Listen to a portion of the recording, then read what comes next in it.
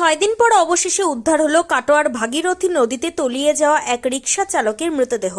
মৃতের নাম করিম শেখ। তিনি কাটোয়া বাগানেপাড়া এলাকার বাসিন্দা ছিলেন। জানা যায়, গত মঙ্গলবার কাটোয়ার বল্লভপাড়া ফেরিঘাট থেকে নৌকায় করে বল্লভপাড়ার দিকে যাওয়ার সময় অসাবধানতাবশত ভাগীরথী নদীতে পড়ে নিখোঁজ হয়ে যান করিম শেখ। তাকে উদ্ধার করার চেষ্টা করা হলেও নদীর স্রোতে তিনি দ্রুত গভীরে তলিয়ে যান। ঘটনার পরই খবর দেওয়া হয় বিপর্যয় মোকাবিলা বাহিনীকে। পরবর্তীতে কয়েকদিন ধরে বিপর্যয় মোকাবিলা বাহিনীর কর্মীরা তল্লাশি চালালেও করিম শেখের কোনো সন্ধান পাওয়া যায়নি। অবশেষে সোমবার বিকেলে কাটোয়ার সন্নিকটে নদিয়া জেলার নয়াচর এলাকায় ভাগীরথী নদীতে একটি মৃতদেহ ভাসতে দেখে স্থানীয় বাসিন্দারা। সঙ্গে সঙ্গে খবর দেওয়া হয় পুলিশ ও মৃতের পরিবারের সদস্যদের। পরে পরিবারের সদস্যরা ঘটনাস্থলে পৌঁছে মৃতদেহটি করিম শেখের বলে শনাক্ত করেন। এরপর মৃতদেহটি ময়নাতদন্তের জন্য কাটোয়া মহকুমা হাসপাতালে নিয়ে আসা হয়। ময়নাতদন্ত সম্পন্ন হওয়ার পর মৃতদেহটি পরিবারের হাতে তুলে দেওয়া হয়।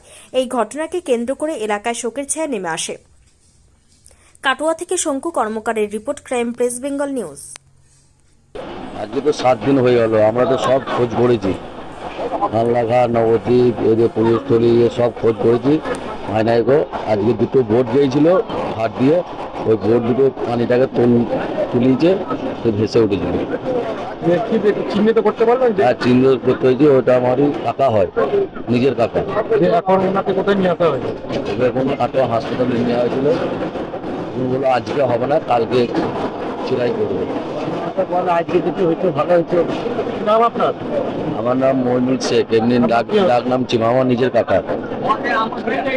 গত মঙ্গলবার ডুবেছিল 11:15 নাগাদ। তা তো আমরা তো খোঁজাখুঁজি করছিলাম, সব জলে ছিলাম নৌকো নিয়ে, স্পিড বোট নিয়ে। তখন তো আমরা পাইনি। এখনই হঠাৎ করে 2 ঘন্টা আগে খবর এলো যে নচরে উঠেছে। ওইখান থেকে বডি এখানে হসপিটালে নিয়ে আসা হলো। ময়নাতদন্ত করা হবে? হ্যাঁ, তো হবে। ময়নাতদন্ত করার জন্য তো নিয়ে আসা হলো। তারপরে তো দেখি কী হয়। কিভাবে জানতে পারলেন যে ওখানে ভেসে উঠেছে? কারা জানালো? ওখানকার সে পাবলিক বা নৌকো থেকে যারা আছে তারা দেখেছিল, মাঝিরা দিয়ে তো খবর দিয়েছে। তারপর তো গিয়ে চিহ্নিত করতে পারলেন? হ্যাঁ, ওই গায়ে সোয়েটার না দেখে চেনা যাচ্ছে। কি নাম ওনার? করিম শেখ। চিনতে পেরেছেন? হ্যাঁ। আপনার কি নাম? আমার নাম ফিরোজ শেখ। আপনি কে? আমি পড়ছি, আমার সামনে বাড়ি।